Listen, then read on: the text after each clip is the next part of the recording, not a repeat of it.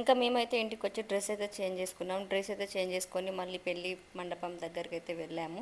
ఎందుకంటే నైట్కి అయితే భరత్ తీస్తారు కదా, ఇంకా పెళ్లి కొడుకు వాళ్ళ దగ్గరనే ఉండాలని చెప్పేసి వెళ్ళాము.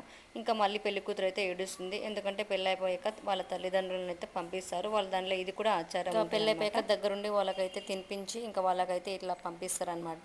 ఇంకా అప్పుడు కూడా ఏడుస్తారు.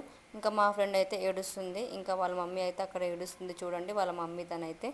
ఇంకా వాళ్ళ మమ్మీ వాళ్ళ డాడీ కూడా వెళ్ళిపోయారు. ఇంకా నైట్ అయితే మేమైతే అన్నం తిని మళ్ళీ ఇంకా భరత్ దగ్గరికి అయితే వెళ్ళిపోయాం. మేమైతే ఎక్కువసేపు అయితే డ్యాన్స్ చేయలేదు, ఎందుకంటే మేము ఎర్లీ మార్నింగ్ బయలుదేరాలి, ఆఫీస్ ఉంది. అందుకని ఓన్లీ భరత్ అయితే నైట్ 10కి స్టార్ట్ అయింది. మేము ఓన్లీ 12 వరకే డ్యాన్స్ చేసాము. వాళ్ళ బంజారాస్ డ్యాన్స్ అనమాట అది. అలా ట్రై చేసాము నేను మా ఫ్రెండ్.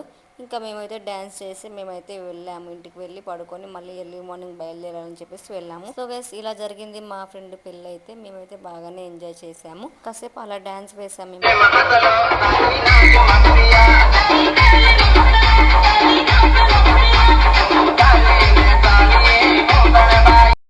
ఇంకా మాకైతే బంజారాస్ డ్యాన్స్ అలా అలా ఐడియా ఉంది, సో అందుకని అలా వేసేసాము.